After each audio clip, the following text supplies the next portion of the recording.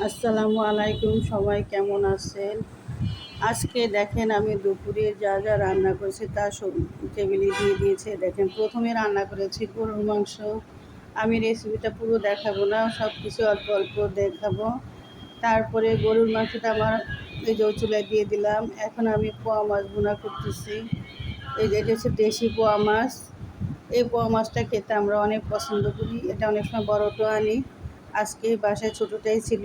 এখন এটা হয়েছে রুই মাছ রান্না করলাম, একটু হালকা ঝোল রাখলাম। এটা বুটের ডাল দিয়ে গরুর মাংস দিয়ে একটা কাবাব করবো, তাই এটা সিদ্ধ দিয়ে দিলাম। এদিকে এই চুলায় আমি বসিয়ে দিব ঢেঁড়স ভাজি। এই যে দেখেন ঢেঁড়স ভাজিটা আমি পেঁয়াজটা বেশি কড়া করিনি, কাঁচা অবস্থায় দিয়ে দিলাম, কারণ ঢেঁড়স ভাজিতে কড়া করলে দেখতে পুরো কড়া লাগবে, দেখতে ভালো লাগবে না, খেতেও মজা লাগবে না।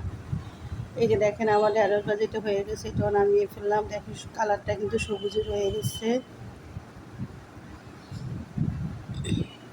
তারপরে আমি রান্না করব। ওই যে প্যানে আমি বসিয়ে দিয়ে দিলাম তেল আর এসছে পেঁয়াজ। এখানে আমি রান্না করব, ডিম ভুনা করব।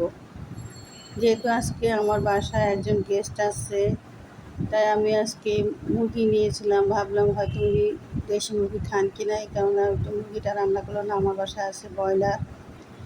এই যে ডিম ভুনা করার জন্য আমার যা যা লাগবে আমি তা দিয়ে দিতেছি। আর আরেক চুলায় পোলাওটা বসিয়ে দিলাম। পোলাওটা আমার মেয়ে নাড়তেছে। আমি রান্না করতে আসলে আমার মেয়ে এসে নাড়াচাড়া করবে। অনেক সময় দেখা যায় নাড়াচাড়া করতে করতে সে ফেলেও দিতেছে। যাই হোক, তারপরে মেয়ে তো আসে না। এই যে এখানে আমার পোলাওটা এদিকে হয়ে গেছে, ডিমগুলো হয়ে গেছে। এই যে আজকে এই যে এখন আমি নামিয়ে ফেলবো ডিম ভুনাটা। নামিয়ে ফেললাম বাটিতে করে। একটা ডিম অনেকখানি ভেঙেও গেছে। যাই হোক, তাতে কোনো সমস্যা নেই। আজকের আবহাওয়াটা এত সুন্দর। এই যে দেখেন আমি টেবিলে যখন খাবারটা দিয়ে দিলাম, ঢেকে দিলাম, এই যে বাইরে থেকে প্রচুর হালকা বাতাস আসতেছে। আমার আসলে ড্রয়িং রুমটা জানালার বরাবর। বাইরে থেকে বাতাস আসলে একদম দেখেন